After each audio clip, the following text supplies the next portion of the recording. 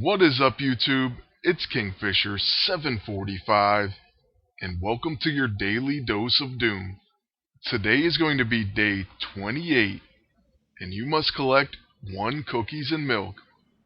So this is going to be extremely simple. All you have to do is visit an ally, and then click on the buildings with the shield icons. I'm going to go ahead and visit Tony Stark's page first, and let's see if he has some cookies and milk for me. And there they are, right away we get it. So that's going to be it for today's daily task. That's all you have to do, and now you get 5 impending lockboxes. But what kind of video would this be if that's all there was to it? So I've noticed several people wanted me to use Dr. Doom without the cube, so that's exactly what I'm going to do. To be completely honest with you, I really don't think you need to have the cube to use Dr. Doom. I don't even think you need the best weapons or gadgets to use him. That became pretty clear to me when I used Dr. Doom to take out a full PvP team by himself.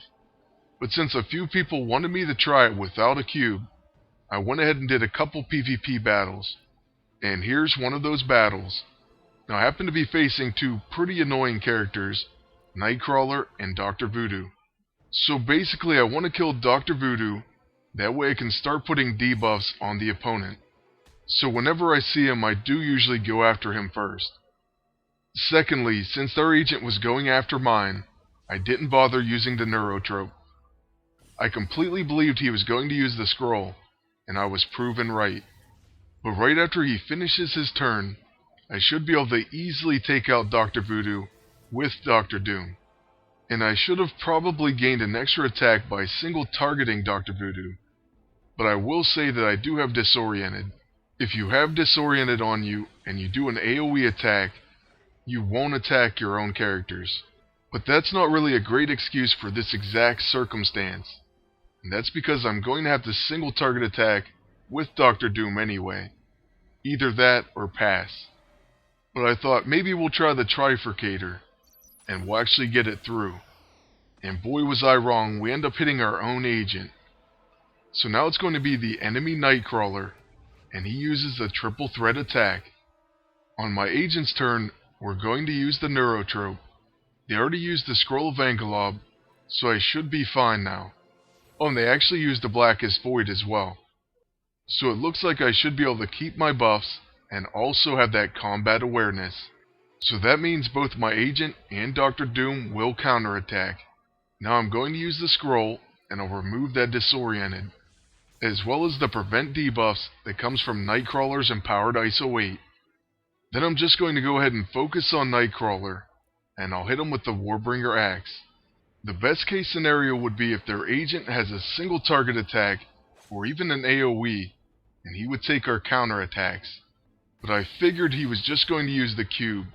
It seems like one of those setups where they use the cube ability every turn.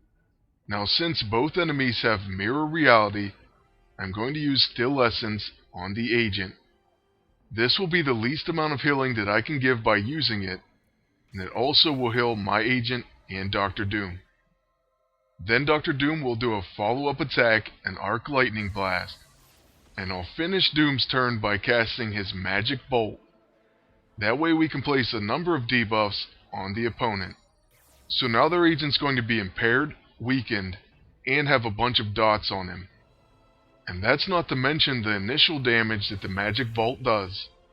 So there we go with about 16k damage, and then 3 powerful dots. So in all, that's going to add up to quite a bit. Victor takes an ambush, and it's going to be followed up by a second ambush. And now it's time for my agent's turn. So with my agent, I'm going to attack theirs. And I might as well use Close the Gap, and then the Warbringer Axe. So with both of these attacks, it should be enough damage to KO their agent. And even if one of them missed, he still has so many dots that I don't expect him to live. And that's a really good thing because otherwise he would use the improbability field. Now the only thing left to do is finish Nightcrawler. I'll start by summoning a Servo Driller. So that does a small heal because of his mirror reality. But now I gain a follow-up attack. I decided to use the trifurcator, and then I follow it up with an arc lightning. So after the arc lightning, he should be really close to dead. And that's going to be the end of the video, using Doctor Doom without the cube. I hope you enjoyed it, and I want to thank you all for watching.